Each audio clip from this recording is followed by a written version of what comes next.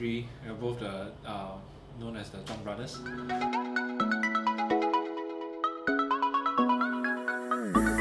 We started playing a lot of video game, and what actually I think in the very early stage we actually use a VHS tape recorder to record Sonic, because we enjoy playing Sonic a lot, and then we'll actually play back the running animation, and we just slow motion it, and then start, like, we were pretty amazed how a series of images can create an animation.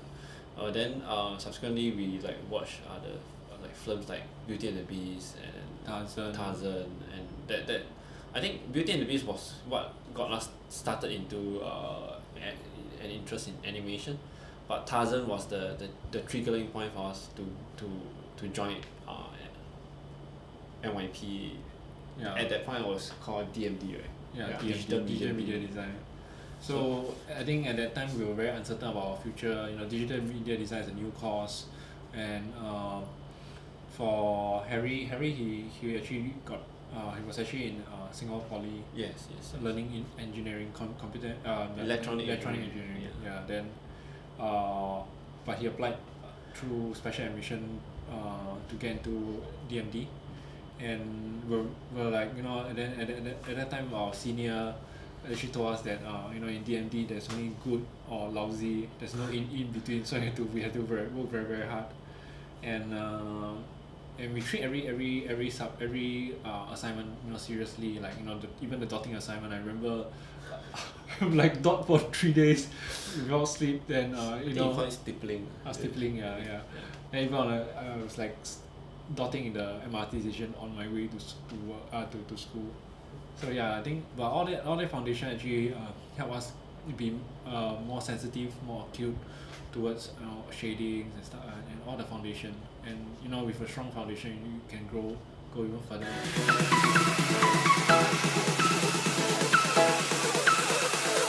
We are more like directors and possibly writers, because recently we start writing and we got some grants, and so I think I would say that we are more like a storyteller. I would say, like, we enjoy telling stories, and so we also do producer role, right? Yeah, pretty much everything, even animating. We're more like artists. Can we say artist, that? director, yeah. So I think the idea of we like directing or shaping the content or the story, right, is because I think there are many ways to tell stories, and we get to choose to shape the how you portray the story, and I guess that's what we like about it. And then as when the audience watch the movie, watch the short film we did, and after it they have their perspective slightly different, and yeah, I guess that's what we like about storytelling.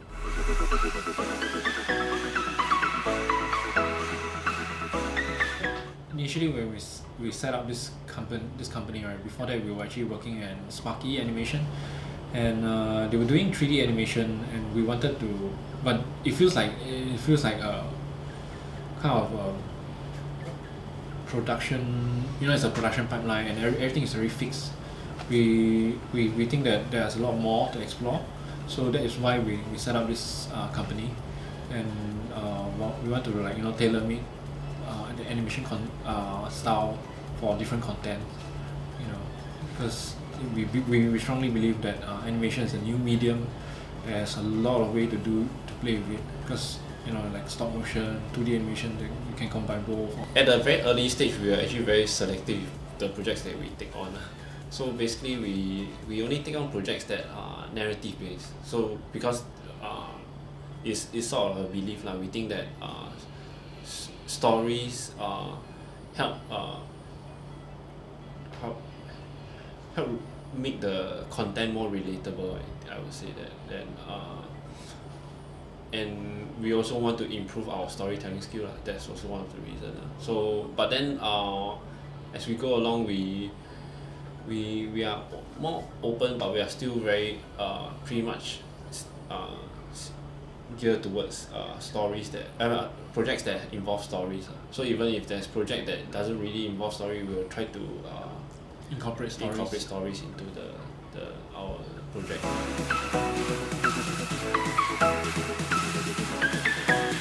I think the Tiger of 142B, which was commissioned by Singapore Writers Festival, so it was an adaptation of Dave Chua short story. The thing is, the reason why we like it is because from the start to the end, right, there wasn't much. I mean, there's a lot of room to explore. Although it is based on a short story, right? When we were given a lot of room to explore, write the script, create the new art style, and animate it, tell the story, then and so far the response is pretty good because we bring it to secondary schools to show, like Jurong Secondary School or Nanyang Girls' School, and every time when the audience watch it, right, the response is they were like wondering what does Tiger Man, and then looking at them think about the story, the characters, then laugh at the comedic moment. I think it's pretty rewarding, and so far it's been quite well received in festivals like I got into Zagreb Anima Fest, and recently got to PFUN, Puchong International Film Festival, which I think is International Fantastic Film Festival. Yeah, okay. I think it was the only Singaporean film selected this year. Yeah. And it's still travelling. Yeah, he also won award in China and KL. Yeah. The KL one is a bit was quite surprised because we got best film, and we were competing with all the other live action film. So for animation to be considered as a live action and then won the best film, I think it's quite rare. Quite surprised by what the jury did think. Yeah.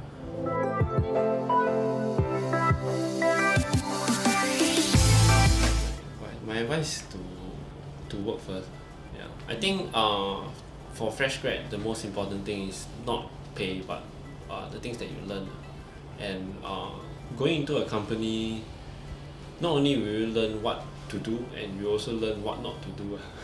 And I think through working at different studio, you get to learn the different culture and what are the things not to do and what are the things to do, and we also learn skills that is more updated and more relevant to the industry, and also to get to know yourself better. Like some people are more suitable to work in big company, some people are more suitable to work in small company. So through working in small and big company,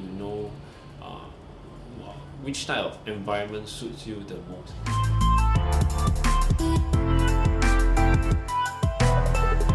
So actually home studio, the good thing about home studio is you will save time travelling. So in the past when we were working at Sparky and we also work in NTU, we actually spend about 1.5 hour travelling there and then 1.5 hour travelling back. So it's about 3 hours a day. You add up to 1 year, then you calculate it, right? Yeah, so if you calculate, right, then it's like you spend two months of waking hour on a train. Yeah, the number of hours. So working from a home studio has its benefit, not just and you can work longer hours, I guess.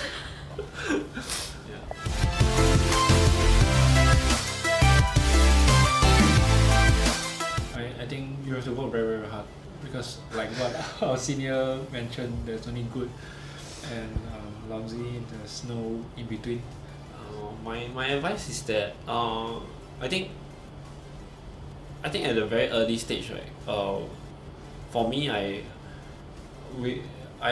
for us, we were searching what we want to do. So initially he thought he wanted to be a 3D modeler. I thought I wanted to be a animator. I thought I wanted to be a storyboard artist. Storyboard artist, yeah. Oh no, illustrator, yeah. At the time I wanted to be a concept artist and all that. So the thing is that we keep just diving into that area and then keep trying out, and then by exposing ourselves to different aspects, we realize that actually we have a interest in other areas. So in the beginning he thought he wanted to be a 3D modeler, he thought he wanted to be a concept artist, but as we try like working on one whole short film, we actually realized that we are more geared towards storytelling and not just that specific area. So I think my advice that don't be too stubborn in pursuing what you think you want to be. Just be open and learn as much as possible.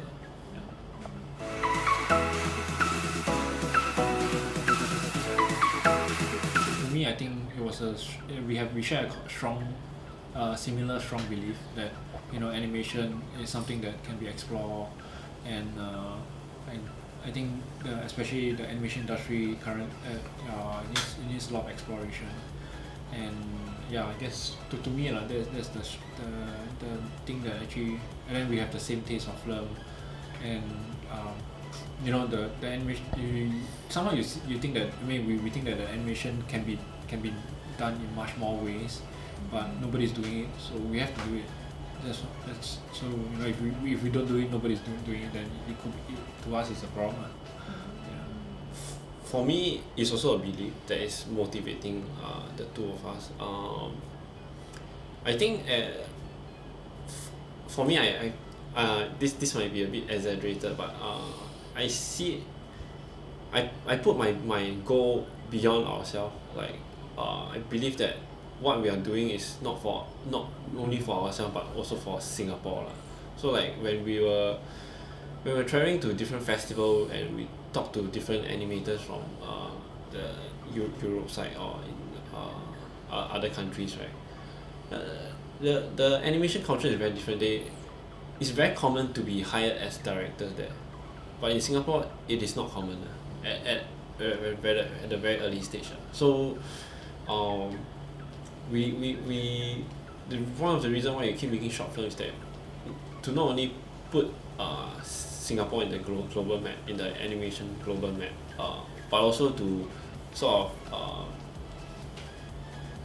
hopefully to motivate young animators to become animation directors. So like when we hired Celia and Marian, we also have the intention to train them as animation directors. So we have a few projects where they each take on the role as a director. So we hope that through this whole experience that they will become more confident as an animation director and grow. Yeah.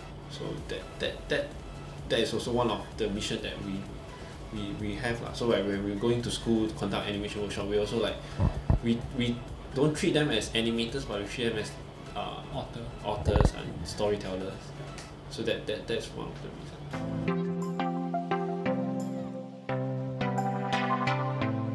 Sometimes to give talk, sometimes to give talk to share our experience of Prevent SOTA. yeah, and sometimes conduct animation workshop like stop motion or 2D animation workshop. But our workshop and talk, we are more geared towards not the technique but the storytelling. So we will show film and then we'll show why the director cut from here to here and all that. Yeah. So it's a different approach, I would say. Yeah.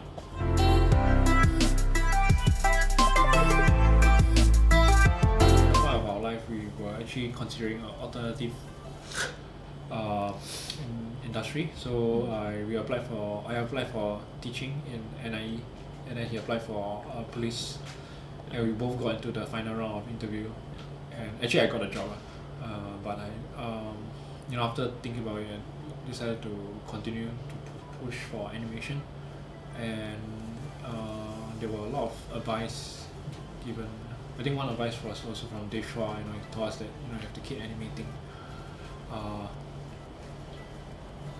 I guess the courage. I think it's the same thing again. It's the belief, we see it as a problem that nobody's exploring, nobody's treating animation as like a something that is a storytelling tool. Not much company are doing that. Yeah, so we think that we have to try to do something, and see how it goes.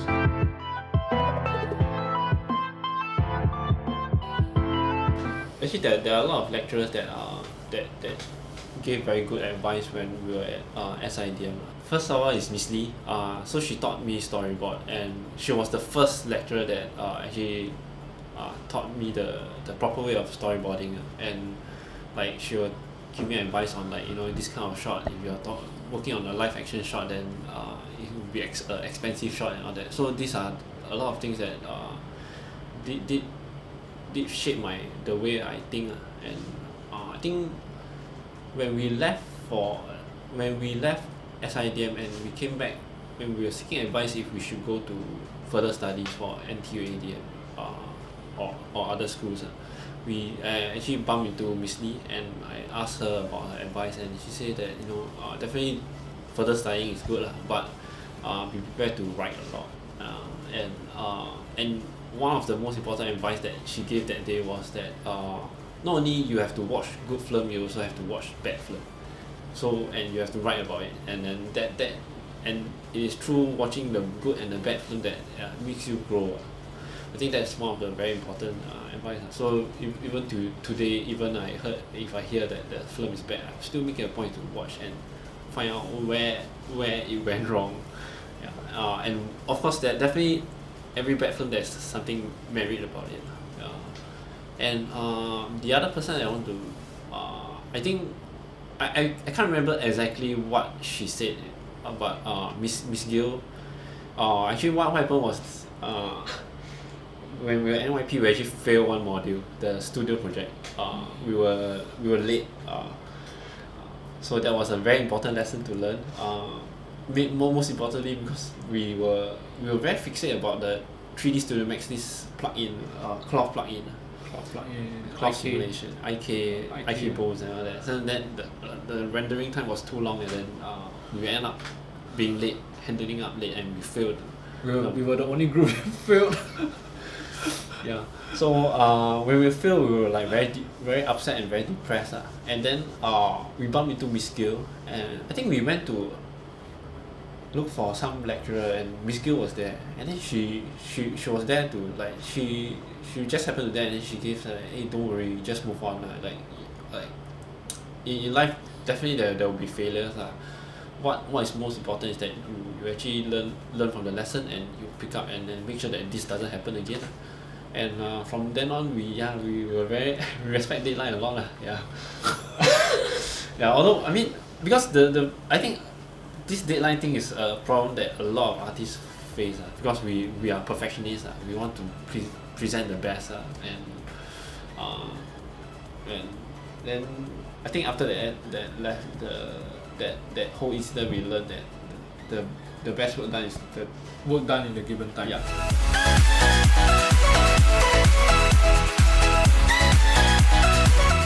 I think we have been working on short form animation, because they are all short films.